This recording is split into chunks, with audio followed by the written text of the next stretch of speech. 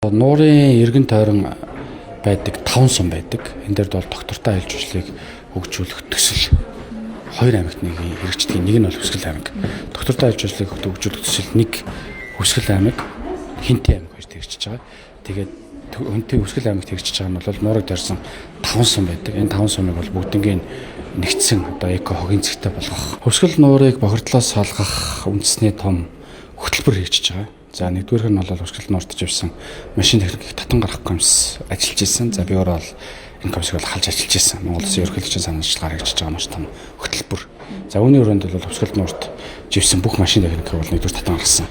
За хоёрдугаарт бол бохирдлоос салгах буюу Нуурын хөвөөгөөр нийтдээ хадгалаас тойлогт гисэн хадгалаас хүзүүчин шилгэсэн нийтдээ 37.9 км замыг тавьж байгаа. За энэ бол Нуур руу орж байгаа том хэмжээний тоос шороог бол багсгаж байгаа хэлбэрээ гэсэн үг. За 3 дугаарт бол Хүсгэл Нуурыг төрийн тахилгад Нуур болгож байгаа. За өмнө нь бол аймаг энэ Нуурыг болгож ирсэн аймгийн тахилгад.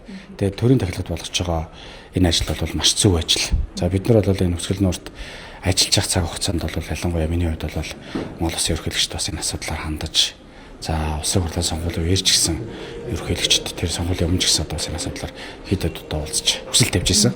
За энэ нь бол одоо бас билсийн хөдөлгөөний татаа байгаа. Ялангуяа Монгол Улсын ерөнхийлөгчийн хувьд бол бүр ихэнх хугацаанд 50 гараа 50-аас бараг дээш хувьд нь бол байгаль орчны чиглэлээр гарч ажиллаж байгаа явдалд бол манай байгаль хамгааллын салбар за дээрээс нь нутгийн ард иргэд артын бол маш баяртай байдаг. Тэгэхээр Хүсгэл Нуур маань өөрөө Монгол Улсын цэнгэг усны 74.2% нөөцийг агуулдаг ийм том нуур. Уртаашаа 136 км, өргөшөө 35 км ийм өргөнтэй. Манай Монгол Улсын цэнгэг усны маш том нөөц. Тэгэхээр төрийн тахилгад болгосноор жишээлбэл хамгааллын зарчим дээр альва өөрчлөлт гарах уу? Тэ? Жишээлбэл төрийн тахилгад уул хэрүү дээр нь гардаггүй, тактик гэдэг ингээд зөндөө олон юм байдаг. Хүсгэл Нуурын дээр зав явж чадхаа болох үү дээ гэдэг ч юм уу. Ингээд маш олон бас айх эмээх зүйлс бол нутгийн иргэдийн хувьд бол байгаа. Яг тэгэхээр нутгийн иргэд маань өөрсдөө тэндээс айлж уучлалын чиглэл дээр орлого олж амьдарч байгаа учраас бас тэр хүмүүсийн энэхүү санаа зовох нь бол маш ойлгомжтой асуудал тий. Тэгэхээр зүйсний асуудал. Тэгэхээр бидний хувьд бол энэ дээр ямар нэг өөрчлөлт бол гарахгүй аль болох төрийн тахилгад. Гэхдээ бид нар тодорхой хэмжээнд хамгааллын зарчим бол хуучин барьж ирсэн төвшөндөл барих ёстой. Нуурын эргэн тойрон байдаг 5 сум байдаг. Энэ дээрд бол доктортой айлж уучлалыг хөгжүүлэх төсөл 2 аймагт нэг хэрэгждэг. Нэг нь бол Хүсгэл аймаг. Доктортой айлж уучлалыг хөгжүүлэх төсөл нэг Хүсгэл аймаг, Хинтээ аймаг хоёрт хэрэгжиж байгаа.